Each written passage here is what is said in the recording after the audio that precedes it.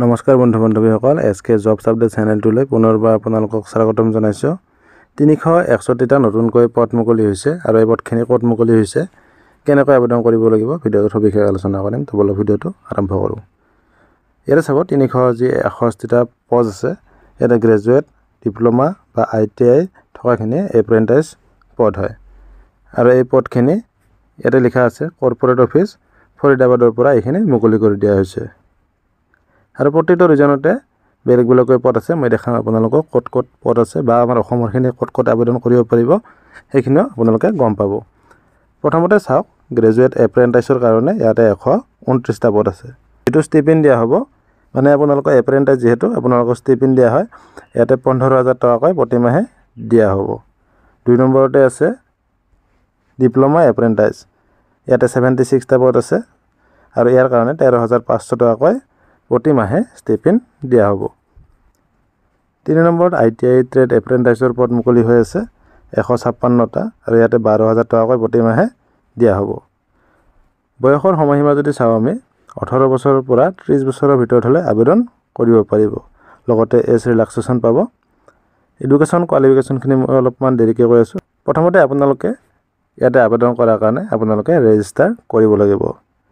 তাৰপিছত আপোনালোকৰ যি ITI আছে বা যদি গ্ৰেজুৱেট হয় বা ডিগ্ৰী যদি কিবা কৰা আছে নাইবা যদি ডিপ্ল'মা ট্ৰেড আছে, তেতিয়াহ'লে আপোনালোকে এইটো যিটো ৱেবছাইট আছে এইটোত আপোনালোকে ভিজিট কৰিব, nats.edu.gov.in। আপোনালোকে ইয়াতে গোটেইখিনি চাই ল'ব পাৰিব।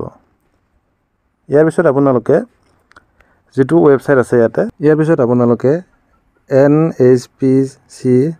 nspcindia.com আপোনালোকে ভিজিট কৰি আপোনালোকে কেৰিয়াৰ ছেকশ্যনত যাব। তাৰপিছত আপোনালোকে এনগেজমেণ্ট অফ এপ্ৰেণ্টাইজত যাব। ইয়াৰ পিছত আপোনালোকে আবেদন কৰি ল'ব পাৰিব। এইকেইটা হ'ল প্ৰচেছ। আৰু লগতে ডকুমেণ্টছখিনিৰ কথা ইয়াতে উল্লেখ আছে, কি কি লাগিব। এড্ৰেছ প্ৰুফ লাগিব। তাৰপিছত আপোনালোকৰ scan copy of educational certificate লাগিব, চাৰ্টিফিকেটখিনি বা ST SC OBC যদি হয় কাষ্ট চাৰ্টিফিকেটখিনি লাগিব। আৰু ৰিচেণ্ট উঠা আপোনালোকৰ পাছপৰ্ট চাইজ ফটোগ্ৰাফী আৰু ছিগনেচাৰ লাগিব। আবেদন আৰম্ভ হৈছে জুলাইৰ 11 তাৰিখৰ পৰা আৰু লাষ্ট ডেটটো আগষ্টৰ 11 তাৰিখলৈকে। যিখন এডভাৰটাইজমেণ্ট আছে অফিচিয়েল, সেইখন আপোনালোকক দেখাই আছোঁ। তো এইখন হ'ল অফিচিয়েল এডভাৰটাইজমেণ্ট। ইয়াতে গোটেইখিনি কথা লিখা আছে যে কি কি ট্ৰেডত খালী আছে, civil, electrical, mechanical, computer science যি যি আছে আৰু ইয়াতে গোটেইখিনি ইয়াতে উল্লেখ আছে। মই ভিডিঅ'ৰ ডেছক্ৰিপশ্যনতো ইয়াৰে লিংকটো দি দিম আৰু আপোনালোকে ঠাইখিনি চাই ল'ব ক'ত ক'ত এনেকুৱা খালী হৈ আছে। সেইখিনি চালে আপোনালোকে গোটেইখিনি গম পাই যাব। আমি যদি নৰ্থ ইষ্টৰ হওঁ, নৰ্থ ইষ্টৰ কাৰণেও ইয়াতে পদ খালী হৈ আছে। দাৰ্জিলিং পাব, ৱেষ্ট বেংগল পাব, তাৰপিছত ছিকিম পাব, অৰুণাচল, মণিপুৰ ইয়াতো আছে। আপোনালোকে গোটেইখিনি চাই ল'ব পাৰে। আৰু ইয়াতে এডুকেশ্যন কোৱালিফিকেশ্যনখিনিও লিখা আছে যে কি কি লাগিব গ্ৰেজুৱেট হ'লে, এইখিনি লিখা আছে। 12 পাছ কৰিলেও আপোনালোকে ইয়াতে কি কি ডিপ্ল'মা আছে আপোনালোকৰ সেইখিনি চাই ইয়াতে আবেদন কৰি ল'ব পাৰে।